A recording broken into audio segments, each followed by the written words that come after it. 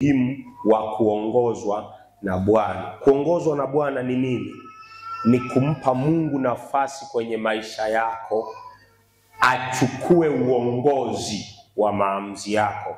Kuongozwa na Bwana ni kumpa nafasi Mungu kwenye maisha yako, achukue uongozi wa maisha yako. Mungu anataka kuyaongoza maisha yako kwa sababu maisha yako ni mali yake. Maisha yako ni mali yake na yeye ndiye mmiliki wa maisha yako.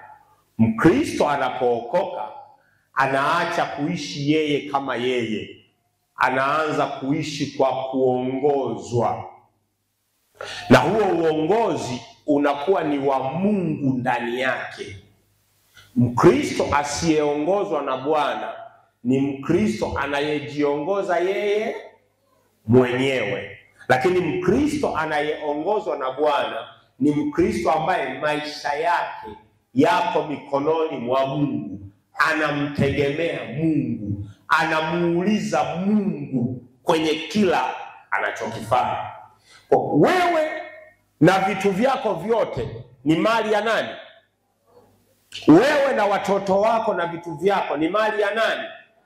Kwa hiyo kwa lugha rahisi, ili uweze kuishi kwenye hii dunia kwa usahihi, lazima Mungu achukue nafasi ya kuyaongoza maisha yako. Kama maisha yako unayaongoza mwenyewe, kwa lugha nyingine, bado haujawa salama, utakosea sana. Utaamua tofauti sana, utaamua kwa miemko. Yesu atusaidie sana. Yesu atusaidie sana. Ni vyema kujifunza kwa watu, ila sio vizuri kuiga kutoka kwa watu. Watu wengi sasa hivi wana role model wao, wana watu wanaojifunza kwao, lakini kimsingi wale watu wanaojifunza kwao wana vitu pia wanavyoamini. Sikukatazi kujifunza kwa watu brother, na kuruhusu kujifunza kwa watu, lakini huyo mtu unayejifunza kwake una uhakika gani na Mungu anayemwamini? Yesu atusaidie sana. Una uhakika gani na Mungu anayemwamini? Una uhakika gani na huyo Mungu anayemwamini? Unaweza kukuta unaamini kwamba huyo mtu unayejifunza kwake ni mtu ni mzuri, lakini kimsingi anaweza akawa sio mzuri. Unaweza kaamini kwamba ni mtu wa Mungu, lakini sio mtu wa Mungu. Unaweza kaamini kwamba huyu mtu njia anazozitumia ni sawa, lakini sio sawa. Inahitaji Mungu kutenganisha mstari uliopo kati ya Mungu na shetani. Unanielewa vizuri? Tuko sawa watu wa Mungu? Ndio maana Mungu anataka kukuongoza wewe, na anataka awe mchungaji wako kupitia neno lake. Haujanielewa vizuri? Nasema hivi, Mungu anataka kukuongoza wewe, na anataka awe mchungaji wako kupitia neno lake. Zaburi 23 mstari wa kwanza. Zaburi ya 23 mstari wa kwanza. Zaburi ya 23 ule mstari wa kwanza. Zaburi 23 ule mstari wa kwanza. Maandiko anasema, kitabu cha Zaburi sura 23 mstari wa kwanza, maandiko anasema, Bwana ndiye mchungaji wangu, sitapungukiwa na kitu. Soma kwa sauti tatu tuende. Bwana ndiye mchungaji wangu, sitapungukiwa na kitu. Ndio.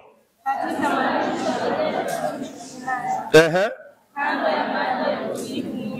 Bwana ndiye mchungaji wangu, sitapungukiwa na kitu. Maana yake anajua kuna watu wengi unaweza ukatamani kuchungwa nao. Kuna watu wengi unaweza ukatamani kuelekezwa nao. Kuna watu wengi unaweza ukatamani kujifunza kwao. Lakini yeye kama Mungu wako ana nafasi yake ya pekee ya kukuchunga. Na hiyo nafasi ya kukuchunga yeye ndio nafasi ya kuongozwa naye. Nisikilize, mimi naweza nikakuchunga hapa Jumapili, lakini siko na wewe Jumatatu, siko na wewe Jumanne, siko na wewe Jumatano, siko na wewe Alhamisi, siko na wewe Ijumaa, siko na wewe Jumamosi. Hizo siku unachungwa na nani? Unamhitaji Bwana akuongoze huko. Unamhitaji Mungu akushauri huko. Unamhitaji Mungu akuelekeze huko. Kwa sababu huko wewe na dunia. Yesu atusaidie sana. Kuna mambo unamhitaji Mungu akusemeshe. Na nimekuambia kwa nini unahitaji kuongozwa na Bwana? Kwa sababu wewe ni mali ya Bwana. Na Mungu ana mawazo mema juu ya maisha yako. Kwa anapokuchunga, ana mpango mwema na wewe. Hayupo kukuonea. Ana mpango mwema. Yeremia 29:11. Maandiko yanasema, "Nayajua mawazo ninayowawazia ninyi." Ni mawazo gani? Ni mawazo ya amani, ya kuwapa ninyi tumaini. Mungu hatuwazii mawazo mabovu. Anatuwazia mawazo mema. Na ili uyapate hayo mawazo Mungu anayokuwazia vizuri. Hivi ulishawahi kukutana na hizo nyakati ambazo wewe mwenyewe huelewi kitu cha kufanya? Hizo nyakati unamhitaji nani? Mungu akuongoze. Kwa nini? Kwa sababu ukienda peke yako utakosea. Ukienda peke yako utaharibu. Ndio maana ni ajabu sana. Uko kwenye hizo nyakati unamkimbia Mungu, unakaa nyumbani. Unakaa nyumbani, hauji ibadani. Hauhitaji ule uhusiano wako mwenyewe na Mungu. Ni hatari sana. Yesu atusaidie sana. Yesu atusaidie watu wa Mungu. Ulimwengu una sauti nyingi ambazo zinaweza zikaingia kumuongoza mtu. Andika hilo jambo. Ulimwengu una sauti nyingi ambazo zinaweza zikaingia kumuongoza mtu. Lakini Mungu ana sauti yake pia kwenye hizo sauti nyingi. Sasa inahitaji utashi wa kumpa Mungu nafasi yake ya kuongoze. Kuna sauti za watu kwenye ulimwengu. Kuna sauti za wewe mwenyewe. Sio, nielewa vizuri? Kuna sauti za vitu kwenye ulimwengu. Kuna sauti za muda kwenye ulimwengu. Zote hizi ni sauti zinataka zikuongoze wewe. Wewe umechagua kuongozwa na sauti ipi? Wakorintho wa kwanza 14:10. Wakorintho wa kwanza 14:10. Wakorintho wa kwanza 14:10. Kimbia hapo haraka haraka. Wakorintho wa kwanza 14:10. Umefika? Wakorintho wa kwanza 14:10. Tumefika sote? Wakorintho wa kwanza 14:10. Changamka mtu wa Mungu. Wakorintho wa kwanza 14:10. Kama uko karibu na Biblia, sogea kwa mtu mwenye Biblia. 1, 2, 3 tusome wote. Yamkini ziko sauti za namna nyingi duniani, wala hakuna hata moja isiyokuwa na maana. Naomba turudie tena kwa sauti. Yamkini ziko sauti za namna nyingi duniani, wala hakuna hata moja isiyo na maana. There is many voices in this world, and every sound or every voice have its meaning. Kila sauti ina maana yake. Na hizi sauti zinaweza zikakuelekeza au zikakupoteza. Unanielewa vizuri? Hizi sauti nyingi zenye kelele zinaweza zikakuelekeza au zingekuwa sauti hazina maana, tusingepata shida nazo. Shida hizo sauti zina maana. Hivi mnajuaga hata hawa ndege wanavoliaga wana maana zake? Unanielewa vizuri? Ndio maana mlio wa risasi haufanani na mlio wa kinanda, na mlio wa kinanda haufanani na mlio wa mtoto. Kwa nini? Kwa sababu kila sauti ina maana.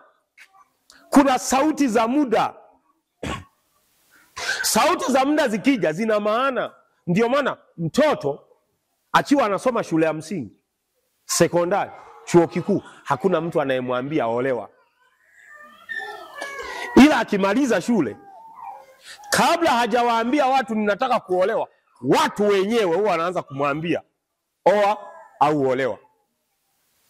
Zile sauti ukizipuuza zina nini? Zina maana.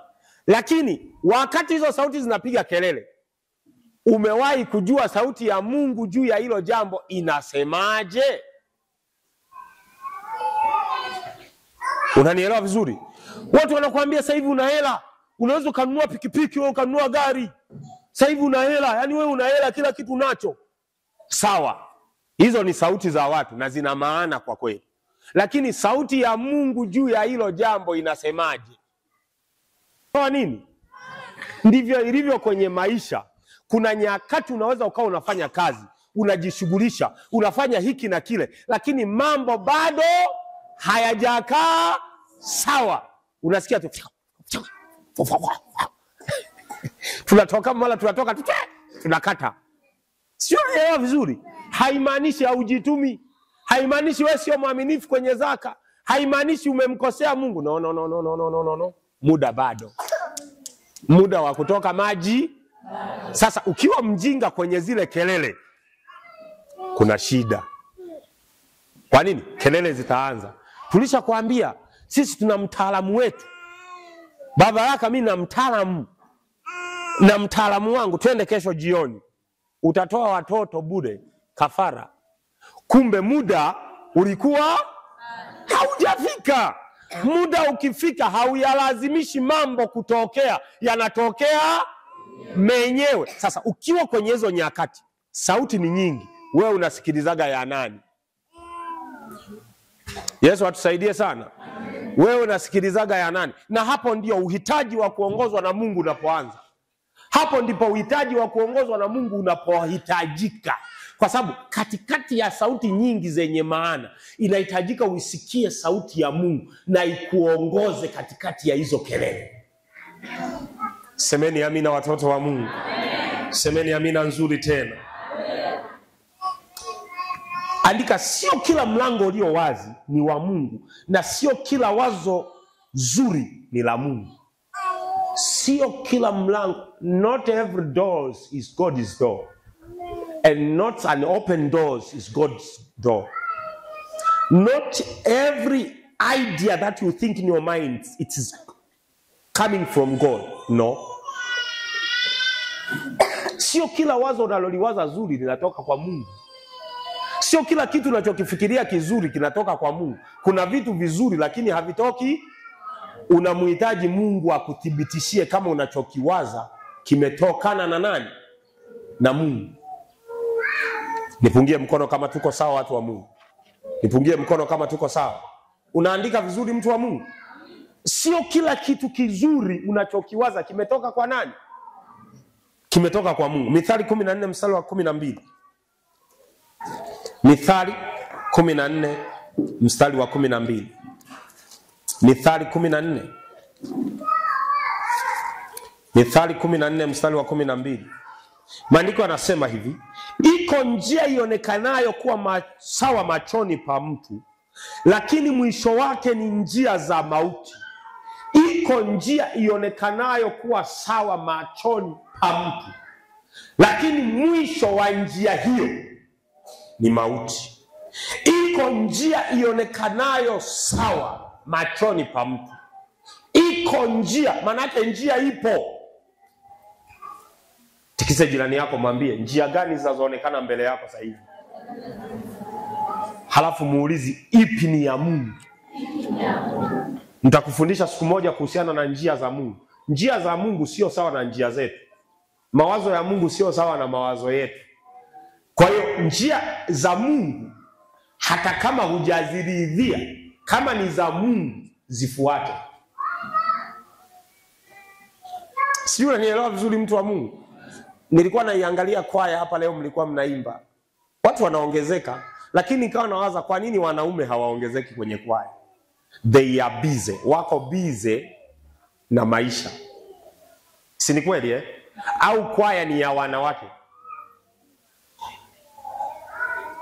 Si ndio Nikawa nawaza kwa nini kwaya, kwa nini praise 4 kama Bwana amesema ingia? Kwa sababu yeye ndiye anajua kesho yako kabla hujaikanyaga.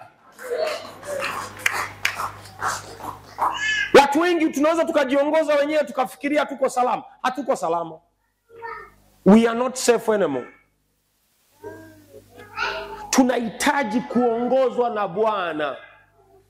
Nisikilize, mchungaji ni mzuri kukuongoza, askofu ni mzuri kukuongoza. Ngoja nikwambie, kuna maelekezo binafsi unapaswa kuyadraw kutoka kwa Mungu moja kwa moja kuja kwako. Unanielewa vizuri ninachoongea? Kuna vitu tutakushauri, kuna vitu tutakufundisha, lakini kuna vitu hapa hatutakufundisha, ila akikufundisha Mungu itakuwa afadhali sana kuliko tukikufundisha sisi. Kwa sababu nikikufundisha mimi, unaweza ukaona kwamba nakukandamiza na kuonea na kupelekesha. Nikiwaambia Baba David acha hichi kitu, utaona kwamba mchungaji ananifuatilia, ila Mungu akikufundisha mwenyewe ni afadhali. Yesu atusaidie sana. Yesu atusaidie sana. Okay. Kwa hiyo tuendelea. Nitajuaje kwamba siongozwi na Mungu? Yaani nitajuaje? Dalili zipi zinaonyesha hauongozwi na Mungu, uko peke yako? Mwingine anajiuliza, pastor, yamkini sasa hivi mimi niko peke yangu, lakini nitajuaje sasa? Dalili ya kwanza ya kwamba hauongozwi na Mungu, mambo hayataenda.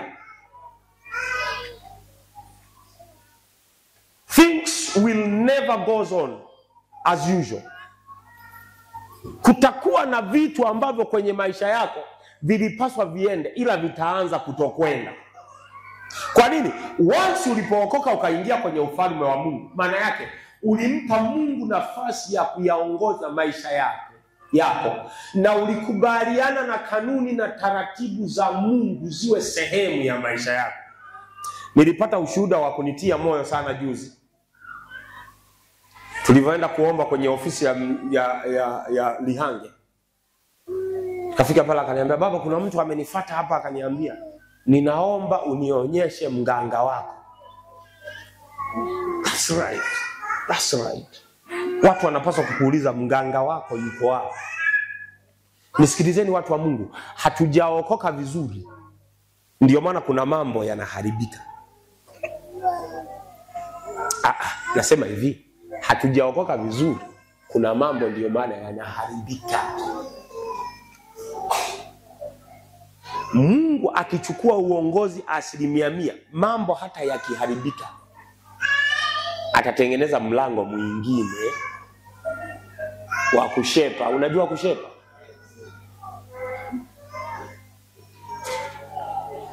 Watu wanapaswa kumjua mganga wako kwamba ni Yesu. Ndio maana ni aibu kanisa linamaliza wiki hatujapokea mgeni aliyekuja kuokoka. Kwa nini? Watu wa hilo kanisa inaonesha Mungu hawaongozi. Kwa sababu kama watu wanaongozwa na Mungu, shuhuda kwao ni sehemu ya maisha. Nilikuwa nataka kufanya hivi, Mungu akanizuia, akaniambia nifanye hivi, na nikaona hivi. Rafiki yangu, njoo tu kwa Yesu, atakusaidia. Na kwa Yesu ni wapi? Si atakuja hapa kanisani? Au ataenda wapi? Mungu asipomuongoza mtu, ni rahisi huyu mtu mambo yake kuharibika, mambo kutokwenda. Nisikilize, kuna wakati umejaribu hivi na hivi na hivi, umepushi hivi na hivi na hivi, kwa sababu Mungu hayuko na wewe, mambo hayajaenda. Na unajua kwa nini haendi? Ni kwa sababu shetani hujamkataa, hujampa kuongoza. Umempa Mungu akuongoze, na Mungu mwenyewe bado hujakaa naye vizuri. Kwa hiyo uko peke yako. Shetani hayuko kwenye maisha yako na Mungu hayupo kwenye maisha yako. Yesu atusaidie watu wa Mungu. Kitabu cha Yona sura ya 1 mstari wa 1 mpaka wa 5. Yona. Kitabu cha Yona. Kitabu cha Yona. Yona 1:1 mpaka 5. Basi neno la Bwana likamjia Yona mwana wa Amitai kusema, ondoka uende Ninawi, mji ule mkubwa, ukapige kelele juu yake, kwa maana uovu wao umepanda juu mbele zangu. Lakini Yona akaondoka akimbilie Tarshishi apate kujiepusha na uso wa Bwana. Akatelemka hata Yafa, akaona merikebu inayokwenda Tarshishi. Basi akatoa nauli akapanda merikebuni aende pamoja nao. Tarshishi ajiepushe na uso wa Bwana. Lakini Bwana alituma upepo mkuu baharini, ikawa tufani kubwa baharini, hata merikebu ikawa karibu kuvunjika. Basi wale mabaharia wakaogopa, kila mtu akamwomba Mungu wake, nao wakatupa baharini shehena iliyokuwa merikebuni ili kupunguza uzito wake. Lakini Yona alikuwa ameshuka hata pande za ndani za merikebu, akajilaza akapata usingizi. Yona anaitwa na Mungu kama ulivyoitwa na wewe. Umeitwa na Mungu ukaokoka. Mungu akaanza kukuelekeza, akakwambia, mwanangu, kwenye huu ufalme wa Mungu maombi ni sehemu ya maisha. Mwanangu, kwenye huu ufalme wa Mungu ibada ni sehemu ya vizuri. Mtu wa Mungu, sio? Nielewa vizuri?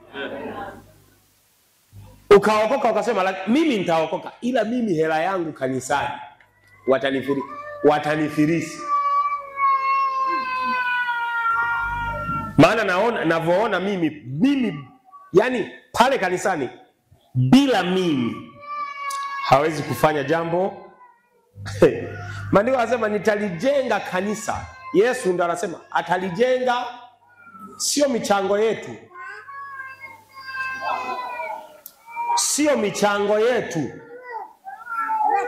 Na bahati mbaya kanisa analosema atalijenga ni wewe, sio hili jengo. Tunaweza kuwa na kanisa hata bila hili jengo.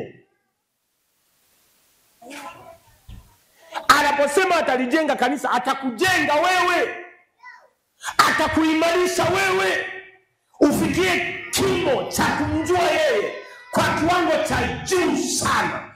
Watu wakikuona wewe wamuone Yesu, wasikuone wewe. Watu wakikutazama wewe wamuone Yesu.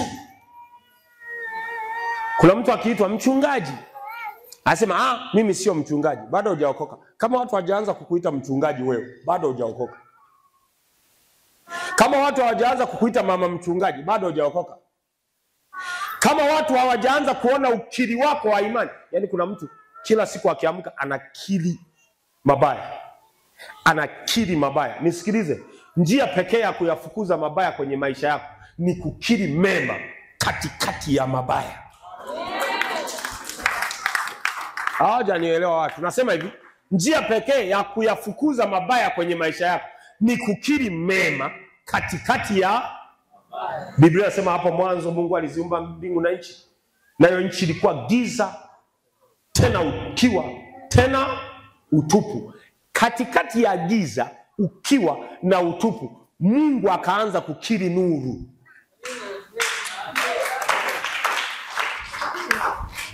Yesu atusaidie sana. Mungu akaanza kukiri nuru. Ayubu 3:25 inasema, jambo lile nilichalo ndilo linalolipata. Jambo lile nilichalo ninaloliabudu. Kucha ni kuabudu, kuliheshimu, kulitii. Mawazo yako yamefunikwa na hilo jambo.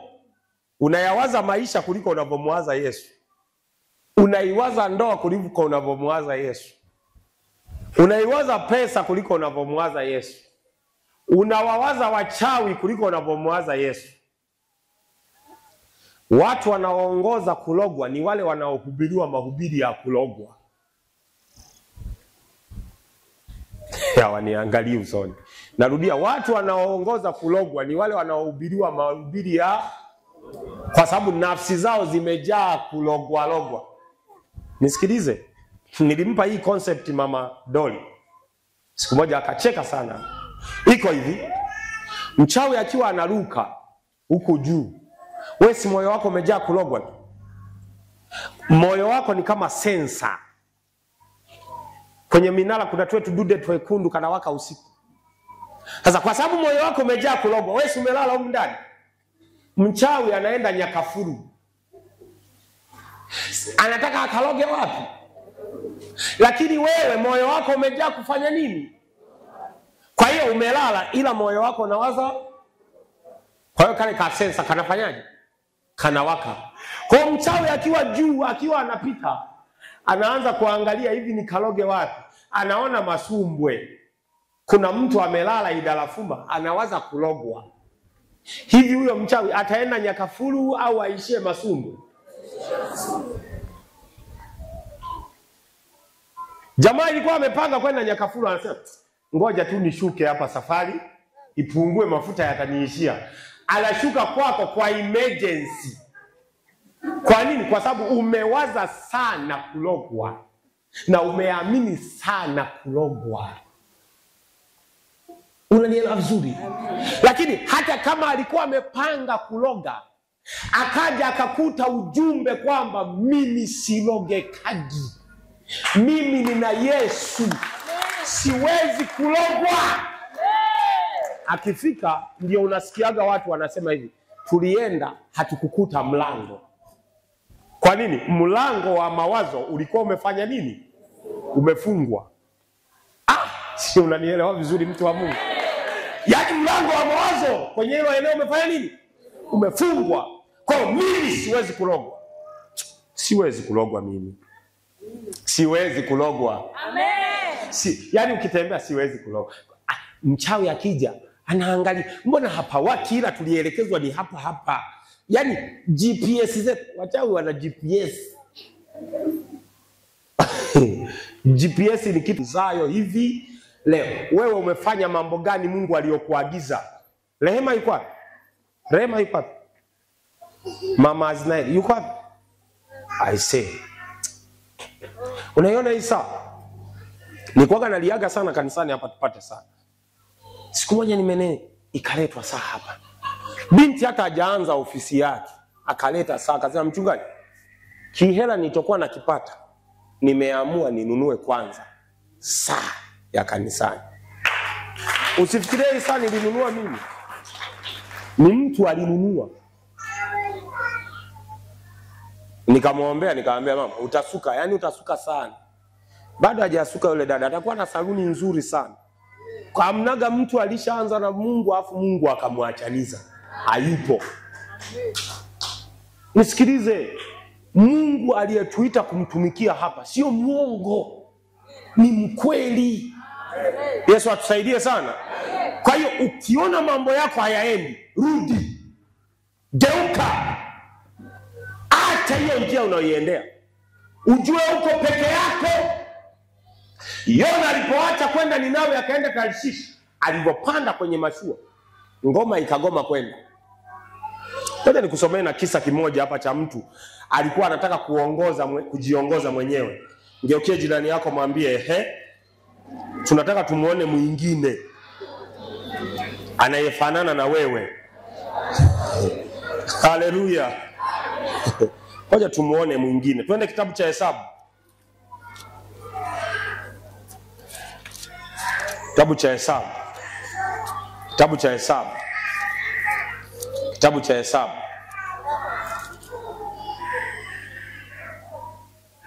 Kitabu cha Hesabu. Bwana amesimama njiani na upanga wake mkononi mwake amekwisha kuufuta. Punda akageuka upande ili kuiacha njia, akaingia shambani. Balaamu akampiga punda ili kumrejeza njiani. Kisha malaika wa Bwana akasimama mahali penye bonde katikati ya mashamba ya mizabibu, tena penye kitalu upande huu na kitalu upande huu. Yule punda akamuona malaika wa Bwana, akajisogeza ukutani, akamseta Balaamu mguu wake, basi akampiga mara ya pili. Malaika wa Bwana akaendelea mbele, akasimama mahali pembamba sana, hapakuwa na nafasi ya kugeukia mkono wa kuume wala mkono wa kushoto. Yule punda akamuona malaika wa Bwana, akajilaza chini. Balaamu hasira yake chini ya Balaamu, hasira yake Balaamu ikawaka, akampiga punda kwa fimbo yake. Bwana akakifunua kinywa cha yule punda, naye akamwambia Balaamu, nimekutenda nini hata ukanipiga mara tatu hizi? Anayeongea hapo ni nani? Ni punda. Nisikilize, mambo yako yamegoma kwa sababu anayekupinga ni Mungu, sio shetani. Nipungie mkono kama unanielewa. Ukiona mambo yako hayaendi na uko kanisani, anayekupinga ni nani? Ni Mungu, kwa sababu umekataa kuongozwa na yeye. Umekataa kuisikiliza sauti yake. Umekataa kumfuata yeye. Kwa hiyo yeye anaanza kukupinga wewe. Ngoja nikupe mfano mzuri, kwa sababu mfano ya kidunia mnaielewa kuliko ya kwenye Biblia. Ukienda kwa mganga ukapewa masharti, ukaambia hivi, hizi dawa nimekupa Winifrida, right? Nimekupa Winifrida hizi dawa, uende nyumbani, usisalimiane na mtu na wala usigeuke. Wewe kwa sababu ya kiburi chako ukasalimiana na mtu na ukageuka nyuma, zile dawa huaga zinaenda kufanya kazi kwa ulielekezwa, zinaenda kumzuru au zinakuzuru wewe? Niangalieni usoni, zinamzuru ulielekezwa kwenda kumzuru au zinakuzuru wewe? Bwana asifiwe sana. Ndio hicho sasa kinachotokea hapo. Ukiokoka ukashindwa kuyafuata maelekezo ya Mungu, tafsiri yake ukagoma kuongozwa na Mungu, Mungu anaanza kukudhuru wewe. Akianza kukudhuru wewe, maana yake mambo yako yanagoma kweli. Balaam alikuwa ni nabii wa Mungu kabisa, ila akapewa hela, akahongwa, akanunuliwa, akawalaani watu. Maandiko anasema alivyonunuliwa akawalaani watu, yeye akachukua fedha akaenda kuwalaani kweli watu. Unaelewa vizuri?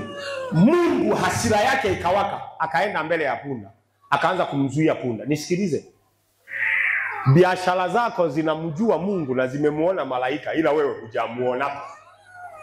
Punda akamuona malaika, ila Balaam hajamuona.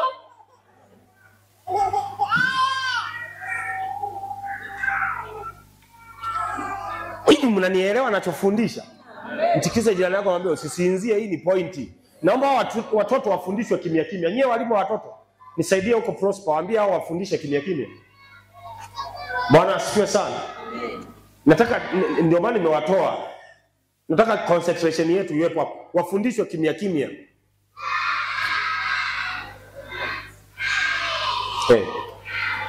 Na wao wanajifunza Yona. Leo mmekamatika kokote kule. Bwana asifiwe sana. Punda amemuona malaika, ila mwenye hivyo mingi kwenye maisha yako. Mungu anapomuokoa mtu anamweka kwenye ulimwengu wa utoshelevu, kwa sababu yeye ndiye anayehusika na budget ya maisha yako. Biblia inasema anajisumbua na maisha yako, ule nini, unywe nini na uvae nini. Ndio maana unapookoka, cha kwanza Mungu anachoanza kukutaka ukiombe kwake, unaotakiwa kuomba mapenzi yake yatimizwe. Halafu cha pili unatakiwa kukiomba ni ufalme wake uje. Cha tatu, utupe leo riziki yetu. Kwa riziki ni ombi la tatu. Tuliotoka AIC, nyosha mkono juu. Sala ya Bwana, twende.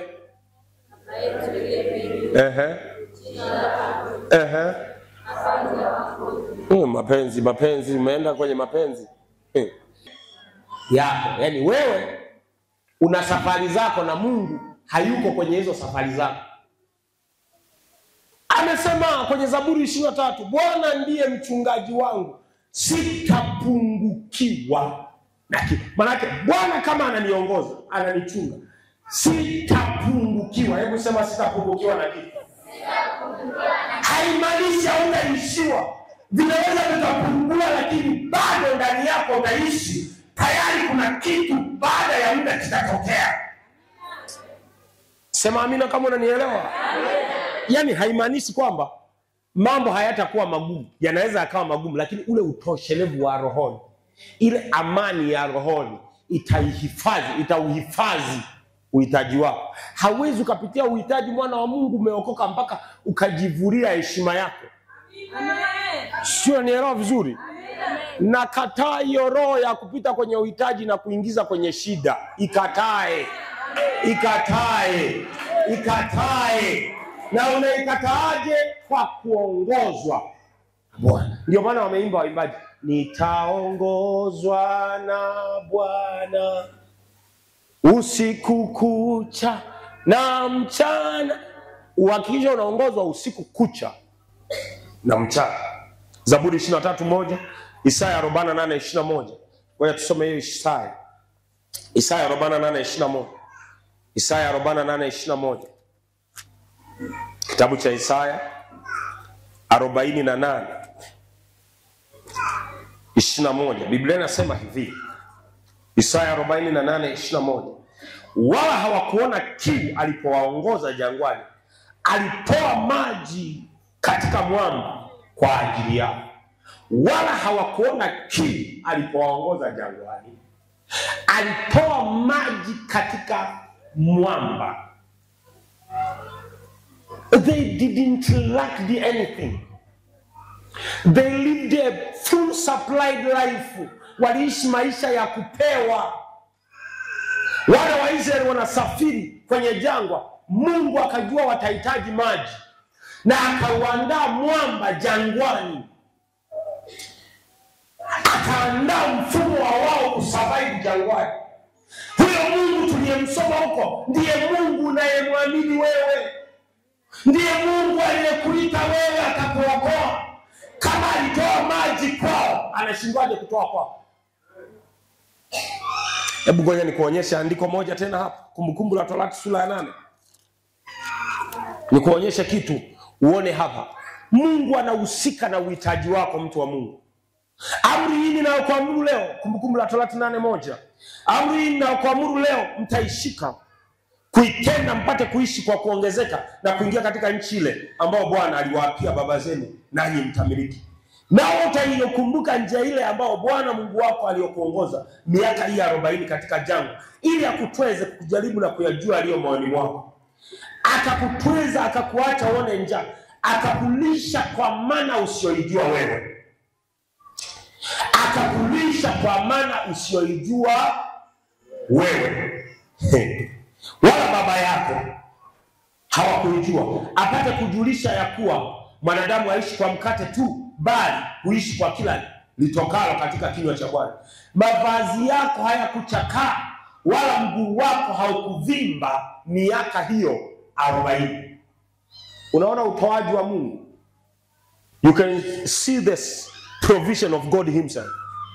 Within the desert for 40 years, hawakuwahi kuishiwa na nguo. Kwa miaka 40 wana wa Israeli walivaa nguo zile zile. Hawakuwa wanaamka wanabadilisha. Yaani kama ulitoka na hii kwa miaka mingapi? 40. Unatembea na hiyo na haijaisha wala haijapauka. Na kwa miaka 40 unaamkaga na kuanza kutembea, miguu yao haikuwahi kuvimba. Hebu leo jaribu kutembea kuanzia leo sasa hivi mpaka usiku saa 4, uicheki miguu yako. Ukikaa tu kwenye gari masaa kadhaa miguu inavimba. Vipi ukitembea kwa miaka 40? Mungu alihakikisha anakuwa daktari kwao, kwa sababu walikuwa wamekubali. Wakati Musa anataka kuondoka, akagundua wana wa Israeli wataugua njiani.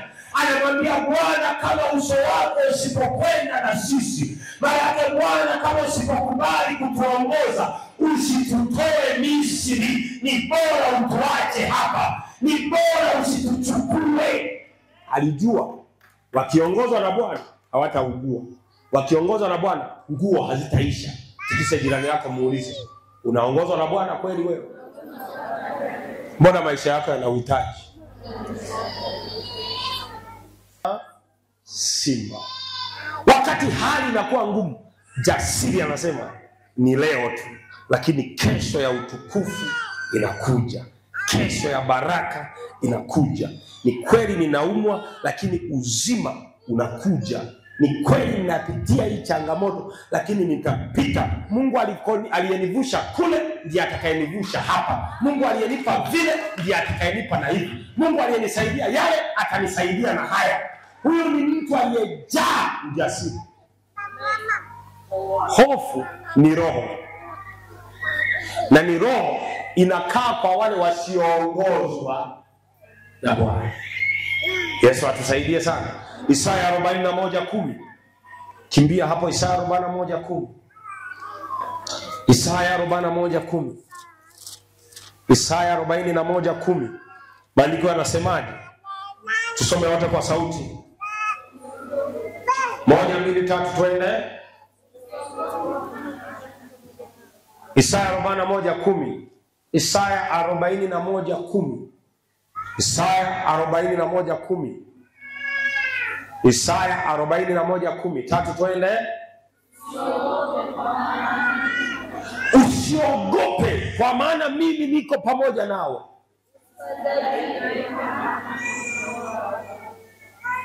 Mbona mnamumunya? Tuanze, twende tena.